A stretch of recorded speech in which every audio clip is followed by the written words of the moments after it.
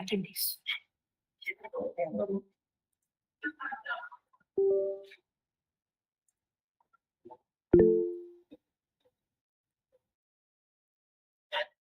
Mr. Ramachandran, can you turn on your camera? Yeah, thank you. I think we'll start. Good morning, everyone. Yeah, good morning. Okay, so should I start with the presentation or? We'll be starting with welcome others. Formally, we'll be starting. Then we'll give you, sir. Thank you. Thank you. Anita? A warm and graceful morning to everyone. Our distinguished guests, fellow faculties, participants, students, and all spectators. Learning gives creativity. Creativity leads to thinking. Thinking provides knowledge, and knowledge makes you great. By Dr. APJ Abdul Kalam. This is Dr. A. Anita, Assistant Professor, on behalf of PG Department of Information Technology and BCA, an association with Infocast Students Forum. It's my privilege and pleasure to invite you all for active participation for Day 5 International Faculty Development Program. It is our culture to remember God Almighty before everything is done. Let us begin this Day 5 of the International FTP, seeking the blessing of Almighty with Tamirthai Varthu, followed by college prayer.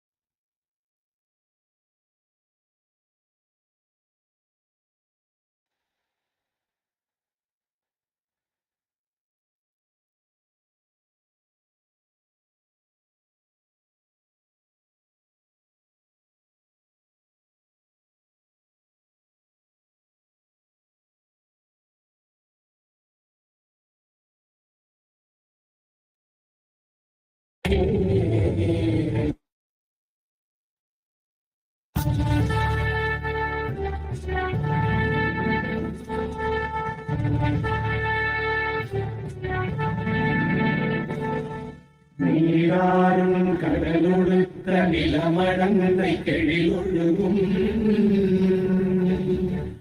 நீராறும் மதனமென திகழ்வரத கண்டனில் அதில் சிறந்த திருநாடும்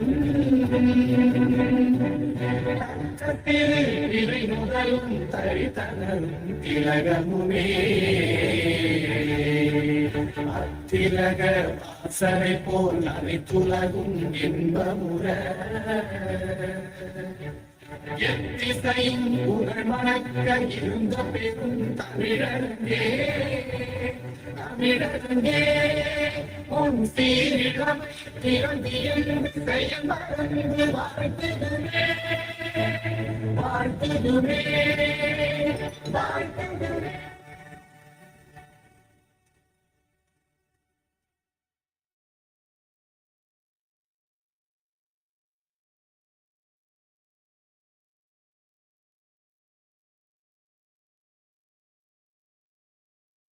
सत्यव्रतं सत्यपरं त्रिसत्यं सत्यस्य योनिं निहितं च सत्ये सत्यस्य सत्यं धृतसत्यनेत्रं सत्यात्मकं त्वां शरणं प्रपन्नाः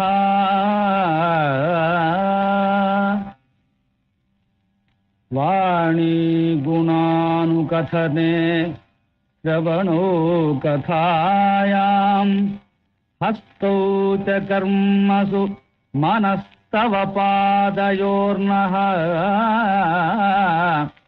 स्मृत्यां शिरस्तव निवास जगत्प्रणामे दृष्टिः सतां दर्शनेस्तु भवत्तनूनाम्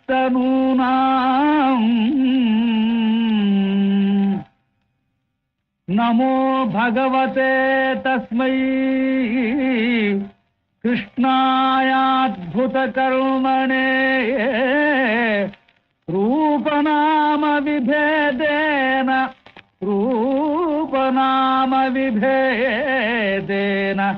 जगत्क्रीडति यो यतः ॐ शान्ति शान्ति शान्तिः।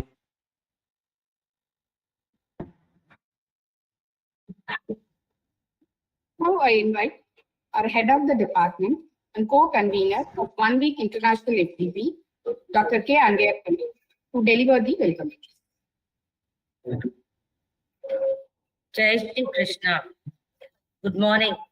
We need technology in every classroom and in every student and teacher's hand because it is the pen and paper of our time and it is the lens through which we experience much of our world. David Warlick. Technology is nothing. What's important is that you have a faith in people, that they are basically good and smart, and if you give them tools, they'll do wonderful things with them. Steve Jobs, co-founder of Apple. It gives the abundant delight to deliver the welcome address. I welcome you all on the 5th day of 1 week International Faculty Development Program on Impact of Information Technology in Diverse Domain, conducted by the PG Department of Information Technology and BCA, Dwarakadas Govardhandas Vaishnav College, Chennai, India. I would like to thank our management and ever supportive secretary, Dr. Sri Ashok Kumar Mundra sir.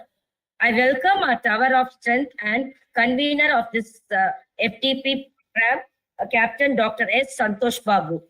I thank you, sir.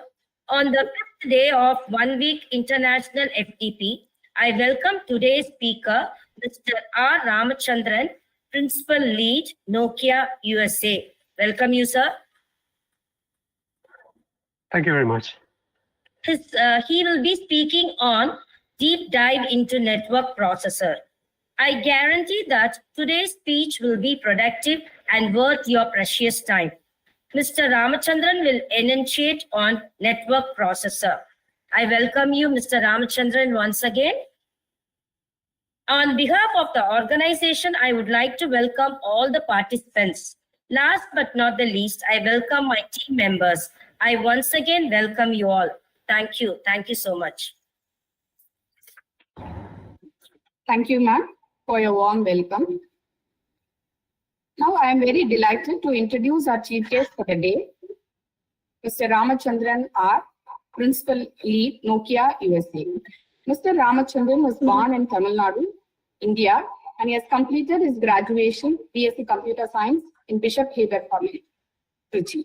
Then he pursued his MSc Computer Science in Madurai Kamarajar University. Further, he was awarded MTech from IIT Madras in the year 1999.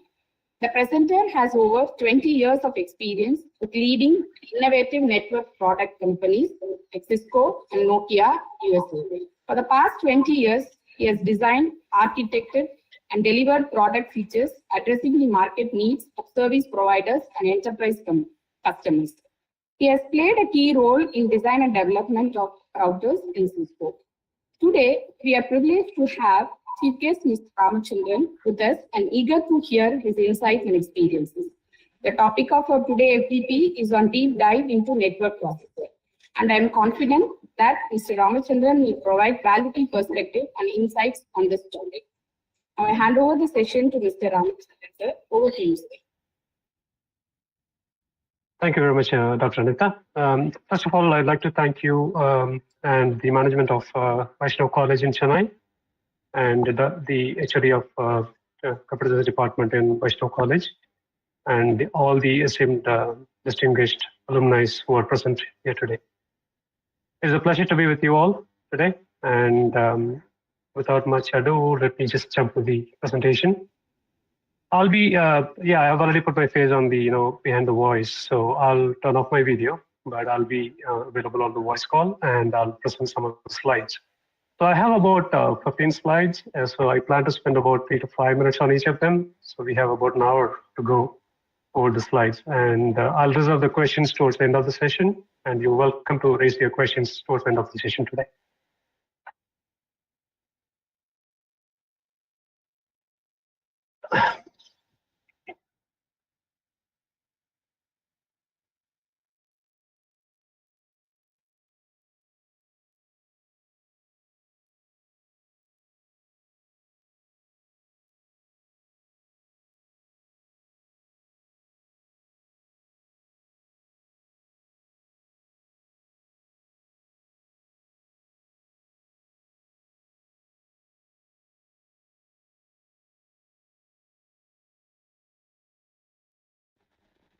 I'm just having a difficulty to share the screen. I'm just trying to enable that.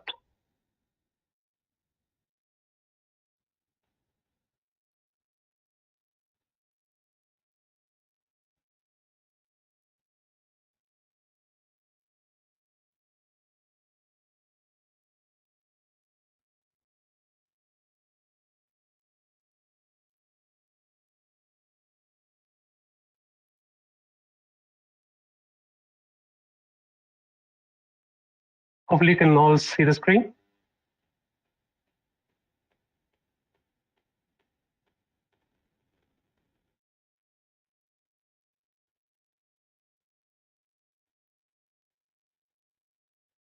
Can you please confirm that you are able to see my screen? Yes, sir, we can see. Yeah, it's visible. Yes, it is good. Thank you very much. Thank you. All right, so the topic of today's presentation is a deep dive into a network processor. I do have an agenda to go over, which will cover what is the need for this and what are the architectures that are available today in the modern network processor design.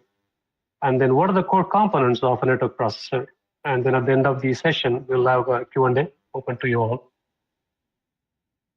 Just to start with, today's network architecture kind of, is displayed here, right here, where we have all the mobile devices and end devices like laptops, servers, and telephone, TVs, and all the internet-enabled devices are connecting at the edge.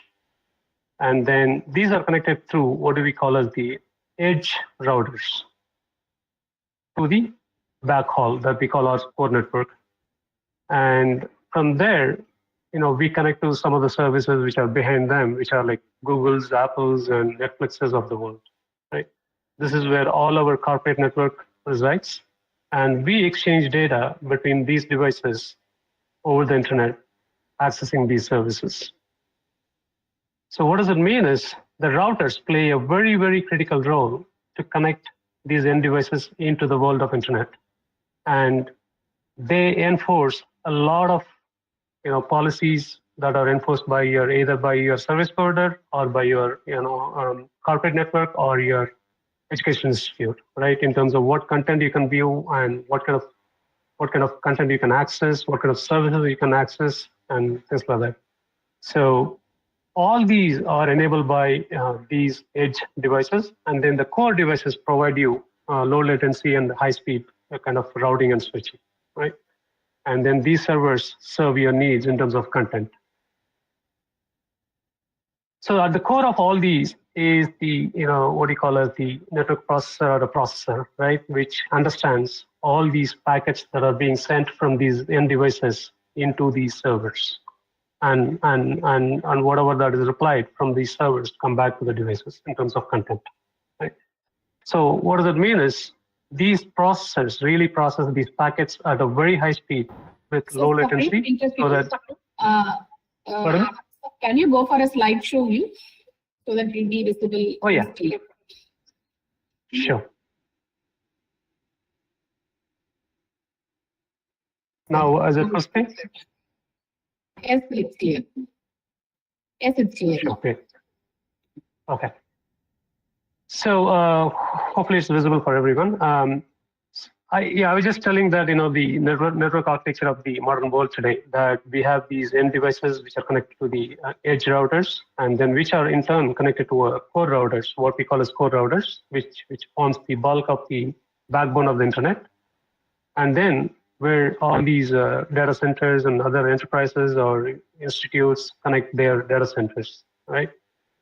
And provide services or content to the end users here.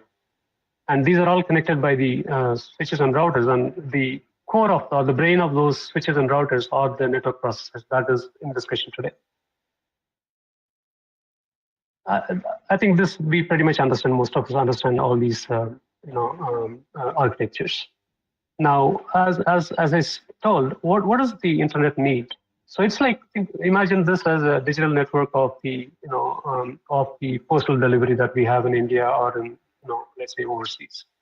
All they do is like you put an envelope into the mailbox and somebody collects it, figures out what's the destination and directs it towards the final destination, right? By looking at hierarchically by either the city, street, and house number, and then individual. Right? Same thing happens on the internet as well, right? So there is a source and there is a destination, and somebody has to take from source to destination, and that is the underlying principle. And on top of it, we have all the other services in terms of providing classification. Hey, is my service critical than the other service that is used by, let's say, a low user who has not purchased a premium service, right? Somebody might be on a basic service, somebody might be on a premium service, and some things are critical in the network, right? For example, a telephone network in India is very critical part of communication backbone. And if somebody watching a YouTube content is not that critical because that's a personal content and that can be disrupted in favor of providing a critical service like a telephony or some other network service. So somebody has to classify, hey, what is important and what is unimportant, and make decisions dynamically based on the congestion or the availability of the network, right? And then somebody has to provide encryption so that nobody in between can snoop into the communication that is happening between two devices and decipher what's going on, right? Because we all value our privacy and we all value our business content that we exchange through these public internet or private internet. So to achieve all these, what do we need? We need an somewhat of a special purpose chip, or what we call as ASIC. Can we use a general purpose a CPU like Intel or AMD or someone? Yes, we can, but they are not specialized enough to support these special requirements, and the special purpose network processors embed some of the most sophisticated or most specialized components in them to enable this huge amount of packets processing, right? So that is the reason why we have to go for a specialized chip development just for the purpose of network enablement. So what do they really provide you with? They provide you with high processing power. When we say high processing power, it's basically like receiving packets through an interface, figuring out what the packet is, and then making sure that it is getting switched to the next hop or next destination, and then it reaches the endpoint, right? So that is at a very high speed. And today we support interface with speeds of 400 gig, 100 gig, 25 gigs and whatnot, right? A 400 gig interface can support like close to 10,000 movies Ms. S. simultaneously being watched Shanmugapriya, by multiple people, MCA, MPhil, NET. in real time, right?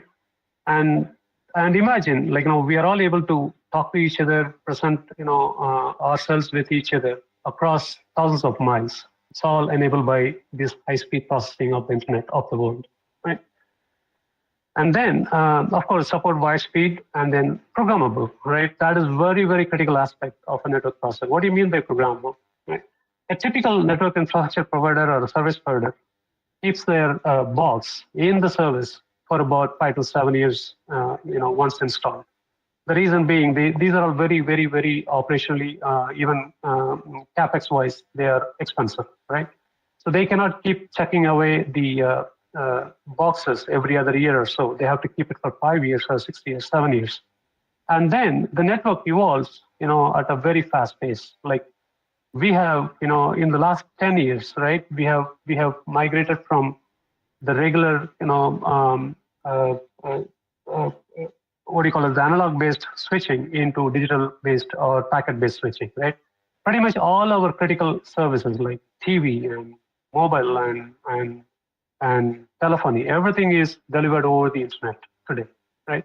So it's very critical that we are able to meet the needs of the requirements of what the network consumers need. For example, we might need high-speed video services, or we might need critical, let's say this autonomous, cars, or there are a lot of sensors that are penetrating our households today, right? We have sensors for like video doorbells, or even video security surveillance around our house, or in the street, or across the city, right? All this generates enormous amount of data into the network, and we should be able to kind of switch them and take it to the destination so that it can be available or real time, right? So, and what does it mean is the features, or the what we call as the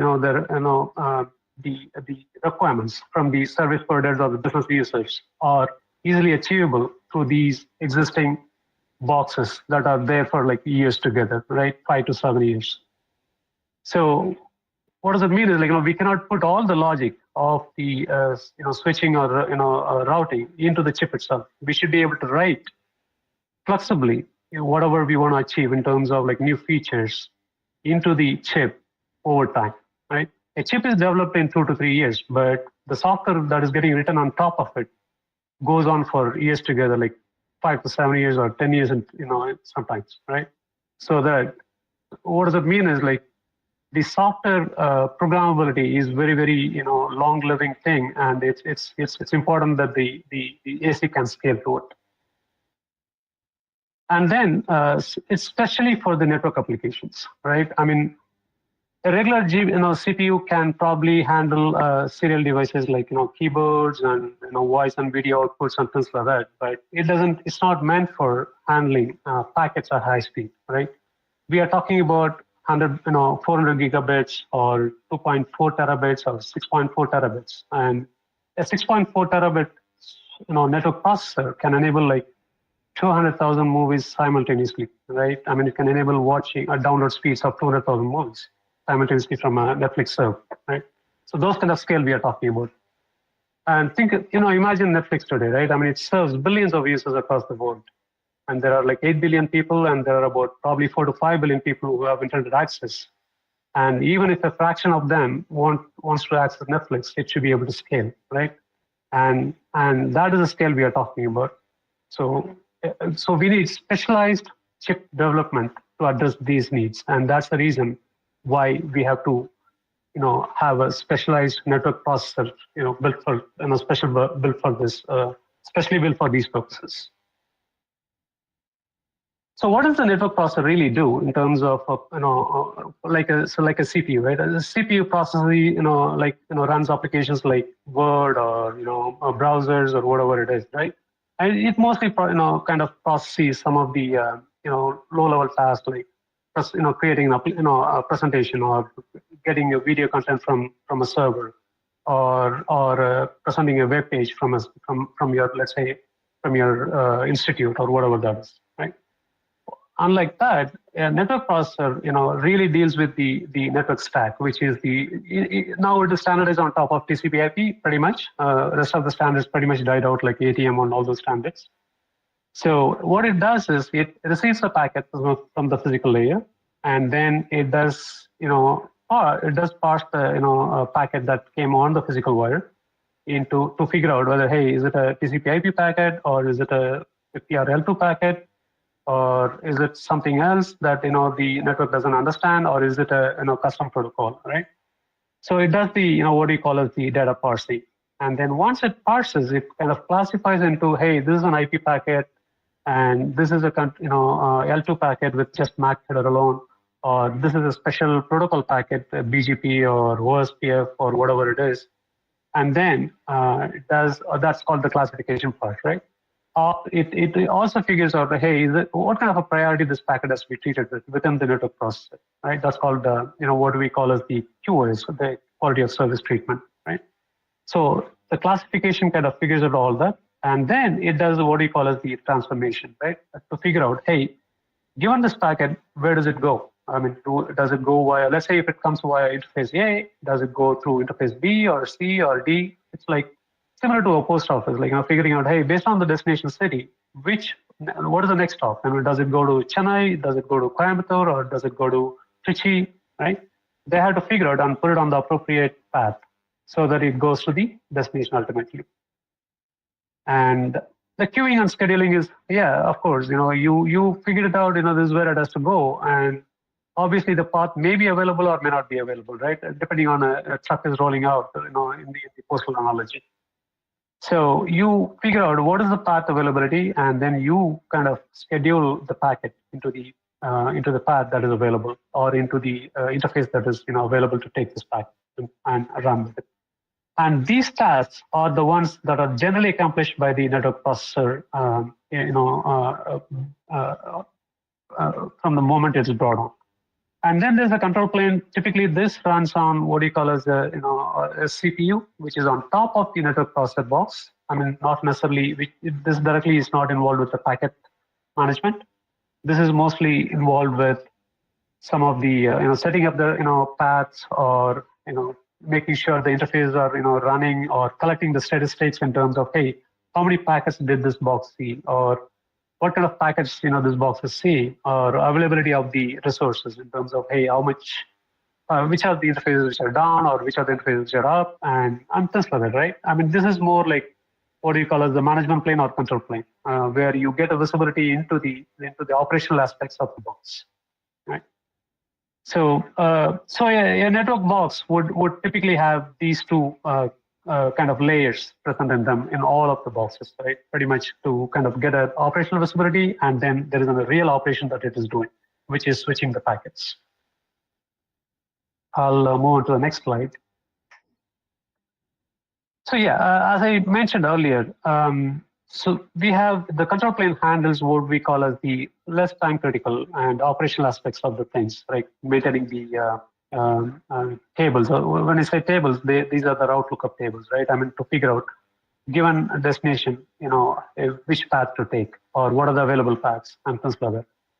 And the port states, or visibility into traffic patterns, and the resources, like in terms of memory or other resources that are available on the box. And as I mentioned earlier, the data plane talks about how do I switch this packet efficiently, right?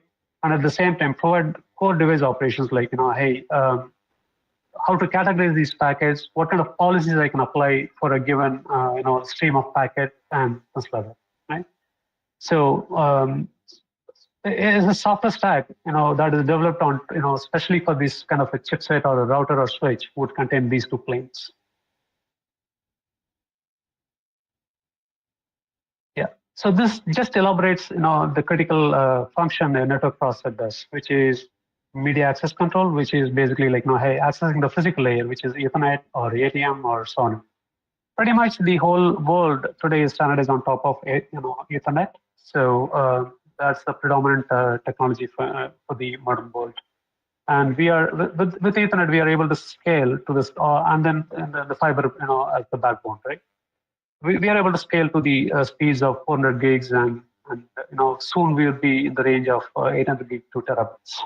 So the network processor should be able to handle such speeds at a lower the operational power requirement.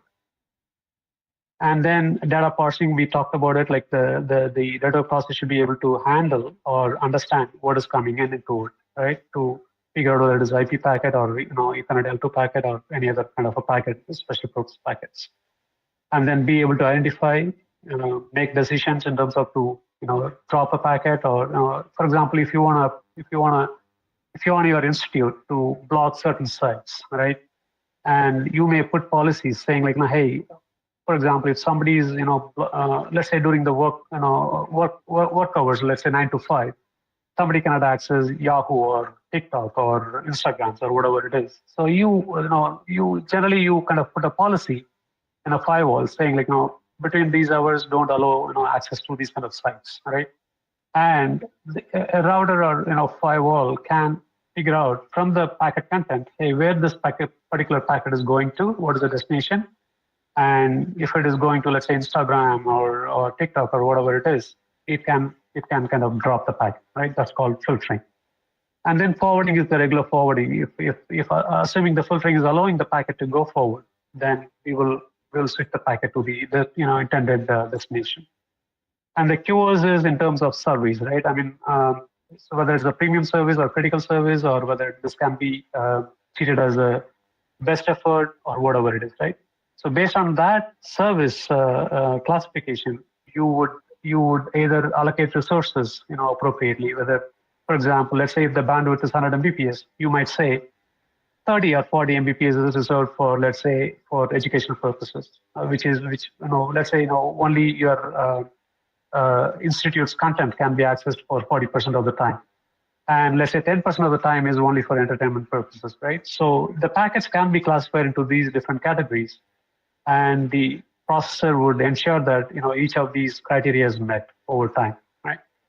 And then, of course, not only enforcing the criteria, but also you have to have the visibility. Hey, whatever I intended to achieve, has it been achieved, right? So that is done through the accounting by saying the router itself can collect statistics about, hey, how many packets did I drop for a given, let's say, destination, or how many packets did I receive over a given interface, or how many packets did I really sent via a premium service versus a regular service, right? So all that visibility is provided through your accounting services that is built within the chip. And then the data transformation. The data transformation is mostly about, hey, let's say we are doing a L3 forwarding, and we have to do a hop by hop, let's say, redirect of the destination map, right? So that is one way. Or let's say you want to do what do you call as the priority transformation across boundaries, right? We cross many boundaries. For example, you might be connected to, let's say, Geo network, right? The Geo network in the backend might be connected to, let's say, Airtel or someone, let's say, or BSNL or whatever it is, whoever is the wholesaler behind it, right? So each of these boundary might have their own way of classifying these services, right? For example, let's say you bought a high premium service from let's say Geo, but Geo may not have a high premium service, with their agreement with the, let's say, Airtel, right? So in those cases, each boundary would have their own set of policies to say what kind of service treatment to provide for a given flow or service, right? Somebody has bought. So those kind of transformations in terms of marking up or marking down, or applying firewall policies or any of those, happens through what do you call as the data transformation kind of a task within chip, built within the chip. And then the traffic management. This is more of a hey, what are the kind of available resources in the chip, and how to use it to the best needs of the applications, right? So, for example, in this case, today we have a meeting, and the meeting is business critical, and that meeting flow has to go through regardless of what happens to the, let's say, YouTube content or Instagram content or whatever it is. So the chip understands, oh, this is a business critical flow, so I should be treating this with higher priority, and I should be allocating the resources within the chip for that particular flow compared to a low priority service, right? So all that is built within the chip. So far I have just described what is the requirement and what does it really do, right? So what is available in the world today? What are the architectures that are available in the world today? So there are two ways we can imagine a chip being built in the world, right? One is where all the logic is inbuilt in the chip itself, where somebody like me as a software guy or a business requirement guy will come and tell the ASIC engineer, hey, you know what? I want a layer 3 service for TCP/IP, right? So then he'll figure out, oh, you know what, TCP/IP's format is this, and it needs a routing function which understands the source IP and destination IP, and we look up a destination IP lookup and figure out what is the next stop, and we send the packet up, right? So he understands his logic, and then he puts all the logic in the chip itself. That means all we have to tell, from the top of the box is, hey, bring up the chip, and then bring up the interfaces, and it understands everything underneath, right? We just have to kind of tell, hey, ready, run, right? And it has the logic built into that. So what is the problem with that, right? Well, we can put all the logic in the hardware, and that is useful. But what is the problem with that is we cannot extend it. I mean, we cannot flexibly program it. Let's say tomorrow, today TCP/IP is a standard. In 2 years down the line, let's say TCP/IP goes away and ATM becomes the modern standard, right? What does it mean? We have to design another chip. We have to build another box which understands all that, and then we have to replace the existing devices with a new device, right? That doesn't work well because you cannot keep throwing away your boxes, for every 2 years or 3 years, because these are very expensive. And network service providers or network infrastructure builders, they would like to keep their boxes or keep their capex down, which is their capital expenditure down, so that they can generate positive profit or positive revenue, right? So they would like to keep the box as much as they can, as long as they can keep, right? What does it mean is we have to have open software interfaces or software layers, so that we can kind of program these chips into the needs of the future as well. So that's where we call that as like a network processor, which can be programmable, right? So there are two categories. One is programmable network processor. The other one is like, what do you call as the fixed set network processor, fixed functionality. So fixed, does fixed functionality have any need, any application or any space to operate at all? Yes, there are specific spaces where they can operate. For example, let's say, a security encryption service, right? You can, build a chip which is special purpose for security encryption. You can offload the packets to the security encryption chip. You can do its job, and then, and that is specifically built for that purpose alone, right? What do we call as the coprocessors, right? So these coprocessors can be, where the logic can be built specifically for a particular functionality, which could be for like encryption, or which could be for, let's say, somewhat of a filtering, or things like that, right? I mean, you can imagine yourself, like, what are the core functionalities of a particular chip is, right? And then the network processor itself can be more generic, and it can have openness to it, so that this can be programmed using let's say a programming language like C++ or C or whatever it is, and then you can compile your whatever the logic that you're writing for requirement into these network processors, and they can just run, right? So that way, all you have to do is like keep upgrading your software, right? You don't have to really change the underlying hardware, which are expensive. So, and a typical architecture would contain like the input ports, which are the physical, ports that you connect your device to, right? For example, your laptop might be connected through an Ethernet cable to a let's say a set-top box, or what do you call it, the cable box at your home. And that cable box, either through let's say a cable box, cat box, cat cable that goes all the way to the what do you call it, the SLAM, or whatever it is, or they can even have a fiber connectivity back to a backhaul kind of a edge network, edge device, right? So those are the input ports, as we say in our language. And then what we call as we receive packets through these input ports, which are being processed by these soft or what do you call it, the hardware constructs like threads and or in general term the CPU, right? So we will have kind of a CPUs running, CPU threads running here, which receives these packets, does all the processing, and then sends the packet out of these ports.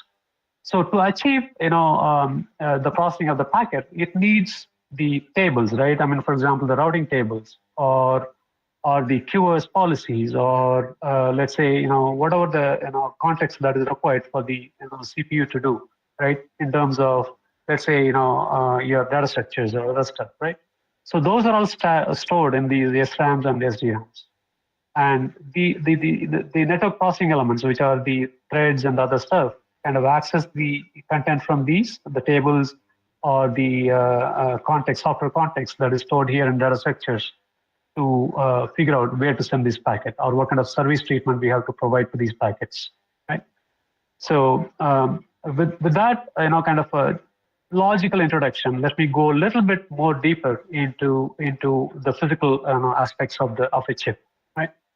This is how a particular chip looks, when it is really coming out of let's say a chip a company, right? A chip production company like TSMC or Broadcom or whoever it is. So what are the critical aspects of a chip?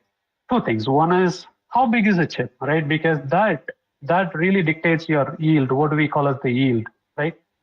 So given a silicon, how many chips can you make? The more chips you can make, it becomes less cheaper, right?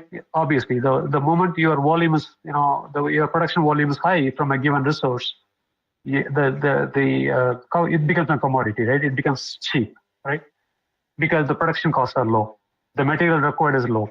So what does it mean is, how much when they talk about chips, they talk about nanometers. Basically, nanometer is nothing but how packed a chip can be physically, right? How much logic, or how much, what do we call it, the basic elements of the chip, which is the transistors and diodes, right? How many of them can you pack together? And what are the other components that can be packed within a given area? And how many such chips can be produced in a, let's say, given, let's say, a circular diameter of, let's say, 10 centimeter or 20 centimeter, silicon chip, right? So so these physical aspects determine how cheap or how cost effective these can be. I mean, in terms of production, right? So and then they talk about how much power does this chip use while it is functioning. The power consideration is very important as well, because these devices run 24 hours a day, 365 days a year, and and they are very business critical. You can imagine yourself, right? I mean, think about a day where your kid is not having access to TikTok or Instagram or Facebook or YouTube, right, or Netflix.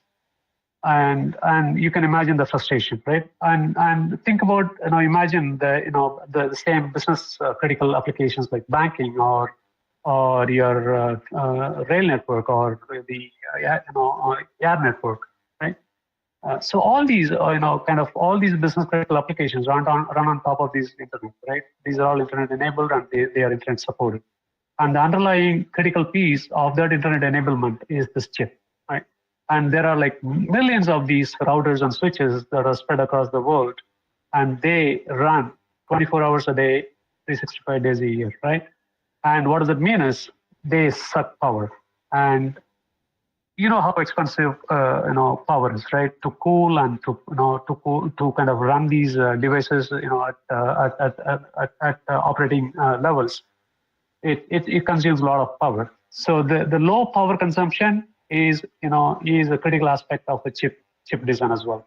What does it mean is, when does power get consumed? What does it mean is, if there is access to, let's say, memory, or if there is an access to a physical input port, there is always these electrical signals going across, right?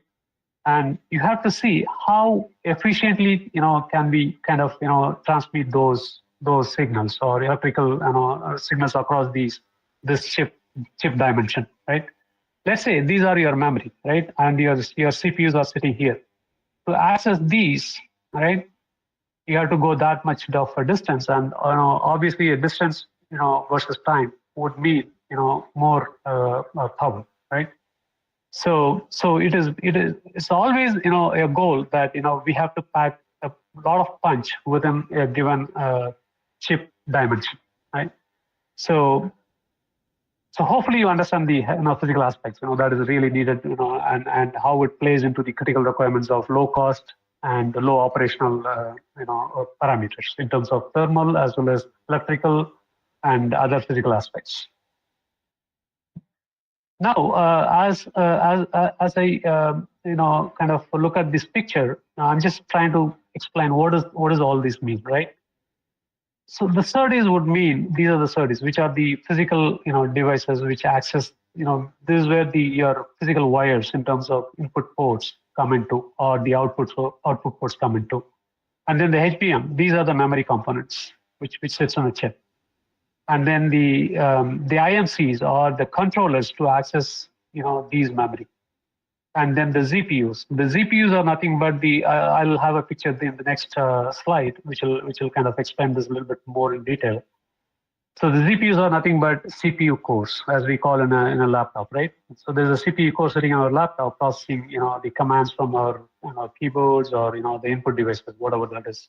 Right? And then there are TCAMs, which is primarily used for filtering functionality, like which is what you call as the pattern matching kind of a situation. We use a specific component for that as a TCAM. And then there are other contents like which are like connecting buses and other stuff, which connects these components across this chip layout. Right? We call them as bus or pins or whatever you call that, or wires, whatever you call that. Yeah. So this is the physical kind of a picture. I mean, a high-level picture of a chip. And then let's a little bit blow into like how a real chip in a production kind of a picture look like, right? So as you see, this is how a picture would look like before it goes to production. Like, hey, where are the components fitting in this chip dimension, right? So as you see, like as explained earlier, the green kind of tells you that these are all the IMC as the memory controllers, and the magenta is the OCX. OCX means the connectivity between these components. For example, these are the memory, these are the ZPUs, right? So this has to be connected. All these have to talk to each other, because a packet could arrive this way, end up in one of these ZPUs, right? And any of the ZPUs should be able to access the memory here or here, right? Through this way or this way or this way or this way, right? So this all have to be connected in a mesh, and each of them should be able to talk to each other so that each of them can work in parallel to provide services to the packets that are coming into the chip. So just to explain these, these are all very specific terms, with respect to the chip that we have defined, designed and developed. So IMC is nothing but a kind of a memory access controller. OCX is the component which connects all these components within the chip, and ZPU is like a generic CPU in the common world, where this is special purpose built for processing packets, network packets. And then ITC is nothing but the TCAMs that I mentioned, which is used for pattern matching, in the digital form. And then MAC is your L2, L2 layer, which kind of receives your, the Ethernet packets and then processes them. And gather and HBM. HBM is the memory store. So this is where you will actually receive your packet, store it here, while the header is being processed by the let's say ZPUs. And then once the ZPU processes the packets, it has to be sent out. So it retrieves the packet from the memory and then sends it out, let's say through other interface out here. Right? And then this the SerDes means these are the physical wires that are coming into the chip, which brings the packets into the chip. That is a physical kind of a picture, physical diagram to say, logically to say which components are fitting where and where they are present physically, right? And then logically, when we look at from the software point of view, right? Hey, ZPU, so these are the ZPUs, and these are the IMCs, and these are the memory stores. And as you see, these are the input ports that are coming into the network chip, right? So what does it mean is that a network chip, a square network chip, will have I/O, which is nothing but the network interfaces bringing in the packet or sending the packet out, right? I mean, or the packets going out of these physical wires. And then a packet will come this way. As soon as this guy comes, what we have is a logical component called scatter, right? So what does it mean? This guy is the one. This is the component which kind of receives the packet and then selects one of the ZPUs. You see all these in a square, like there is a 4 by 4. There are 16 ZPUs. Like, when we talk about, in terms of Intel CPUs, we talk, hey, is it a dual core or is it a 4 core or is it a single core, right? So what does it mean really?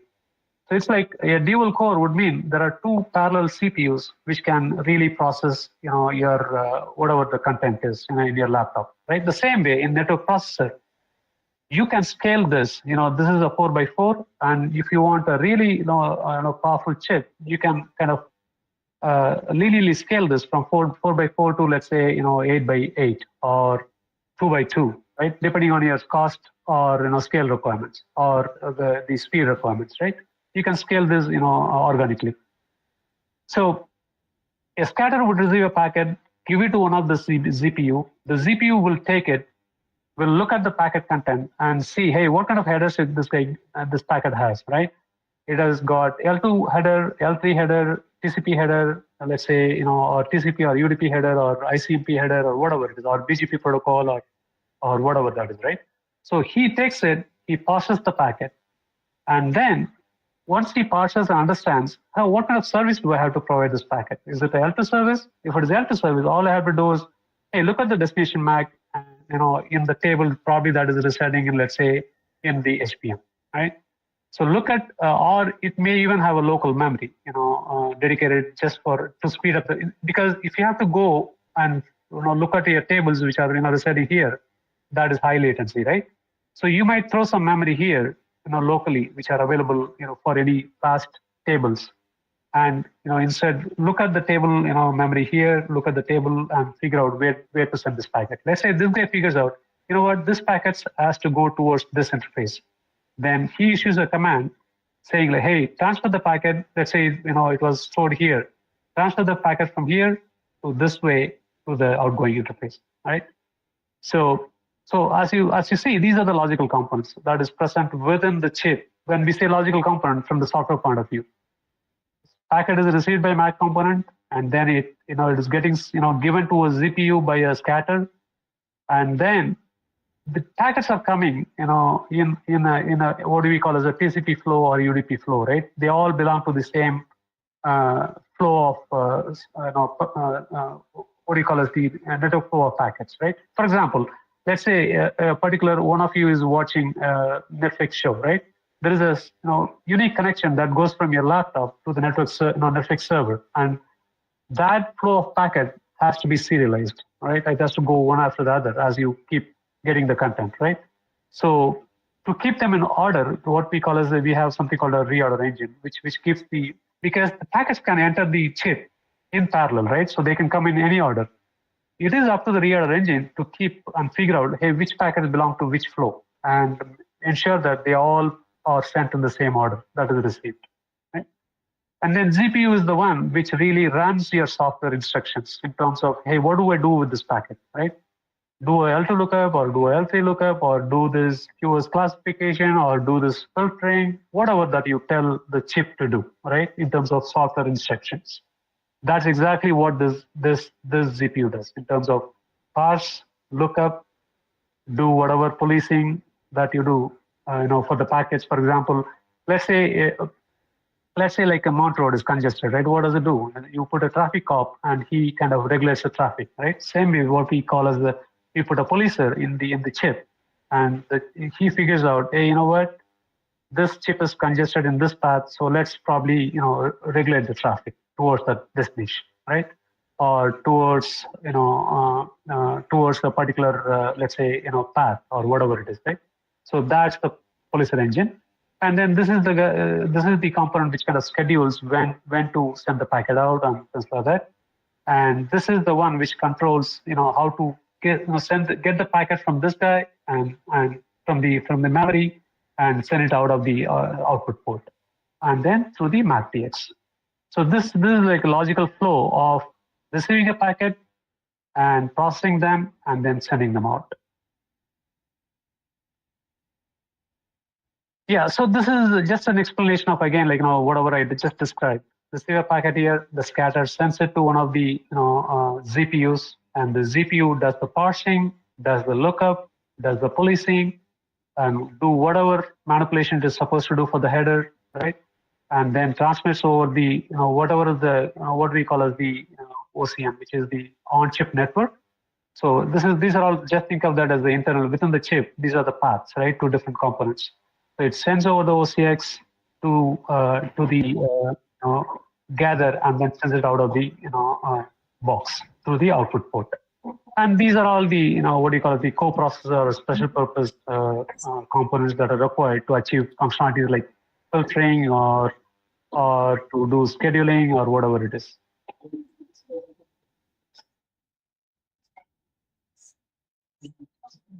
I'm just keeping this for a few minutes for you to go through and kind of figure out the logical path of how a packet is being processed when it enters the chip.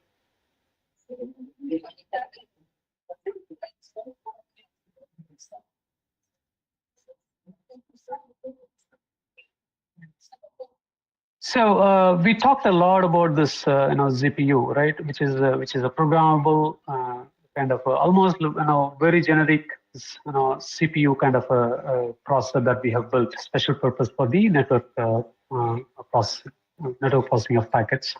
So what does it do, right? It has got a programmable core, and it has got a lot of threads. I mean, we have close to 8,000 threads that can process packets in parallel. What does it mean is, for a given cycle of the chip, which is operating in, let's say, 1 gigahertz, or if it is operating at 1 gigahertz, there are like 1 billion cycles per second, right? So you can really process for every clock cycle. Let's say we process one packet, there are 8,000 CPU threads, and they can process 8,000 packets per clock, right? And in a second, they can process 8 billion packets. So you can understand the scale that is really achievable through these kind of high-scale network processors. And then there are hardware accelerators, which are nothing but these parallel functions that we talked about in terms of filtering or policing or scheduling, whatever. And then they also have dedicated memory, because we need to be able to switch the packets with low latency. What does it mean is, that's what gives you high speed, right, processing. The lower the latency, you can process as many packets, and your resource utilization will be low as well, because the packets reside in the chip for lower amount of time, right? So so they have these local kind of dedicated memory, which kind of use that are useful for hiding or to process the packets efficiently. And then these are the instructions. How many instructions can this thread kind of execute per cycle? That is per clock cycle of the chip, right? So there are 12 instructions is the target, and what does it mean is, we can really process 12 billion instructions per second, right, in the chip. So that is, I think we are almost on the edge of our time window. So with that, I will probably keep my presentation at this slides, and I'll open up myself to questions from the audience.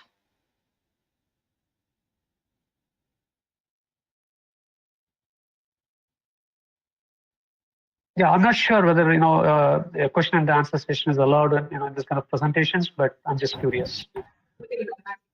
Yes, sir. It's allowed. It's there. Okay, so you did.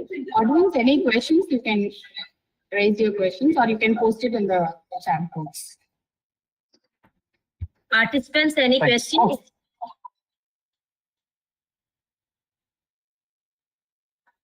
Yeah, I know. I know it's very fast-paced. It's probably like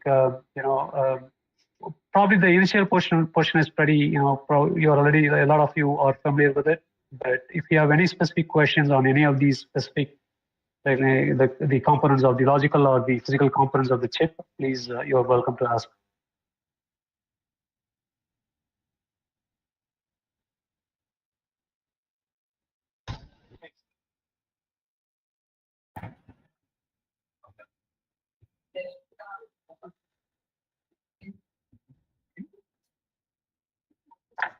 Any questions, participants?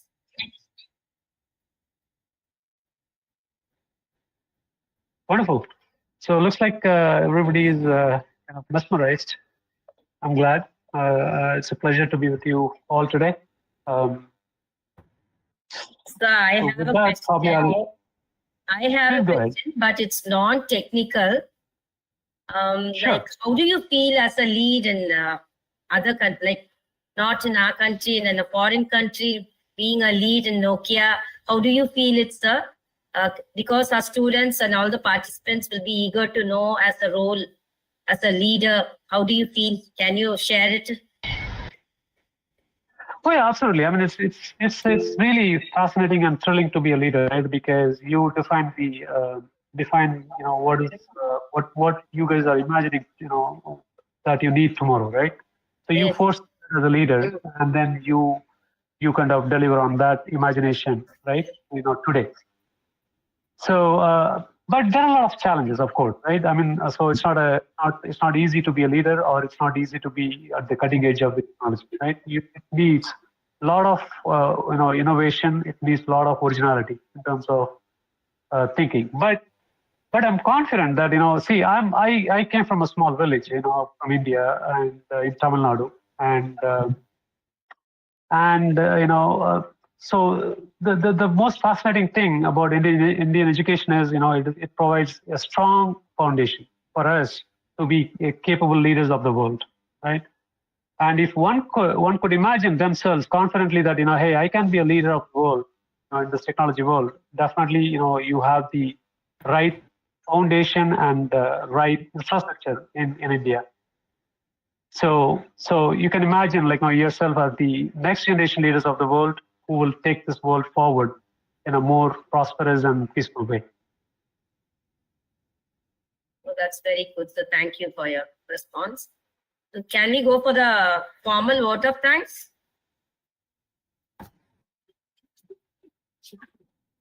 Yeah, Anita.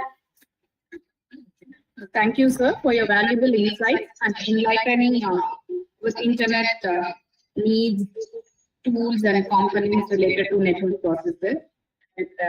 We are very happy to know about it. Now I call up Ms. Ms. M. Kalaivani to propose a formal order. A warm and a graceful morning to one and all present here. On behalf of the PG Department of Information Technology and the BCA, Dwarakadas Gauthandas Vaishnav College, it's my privilege to propose a vote of thanks to all those who helped us in making the 5th day of the 1 week International Faculty Development Program a grand success. First, I would like to thank our chief guest, Mr. Ramachandran, Principal Lead, Nokia, United States of America, for sharing your knowledge with us in spite of your busy schedule to grace the occasion. Thank you, sir. Your thoughts have enlightened our minds and have shown us a new path. This informative session covered many arenas, especially network processor needs, processing tasks, application characterization, particularly control plane test, data plan tasks, and the importance of classification, transformation, and the traffic management, and then the architecture of network processor and its components that are really useful for all the faculty and participants. I'm really sure that this session's outcomes will be a lesson on our minds forever. I would like to express our sincere thanks to Honorable Secretary Dr. Ashok Kumar Mundra sir and the respected Principal Dr. S. Santosh Babu sir for enthusiastic support. I would also like to thank our respected Head of the Department, Dr. K. Angarkani ma'am, for her guidance and moral support. I wish to express my sincere thanks to all the participants present in this session. I am very happy to express the vote of thanks to our staff, coordinators, volunteers for making the 5th day International Faculty Development Program a grand success through their motivation and dedication. Thank you, one and all. Thank you. Thank you very much. You all have a wonderful day, remaining day, and have a wonderful weekend. Thank you for joining. Thank you so much. Thank you so much, ma'am. Participant, your feedback link will be posted in the chat box. Thank you. Kindly fill your feedback.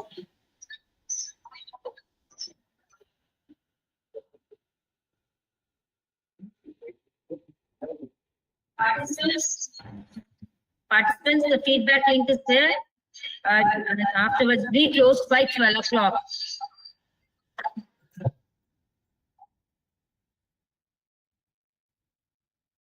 Okay.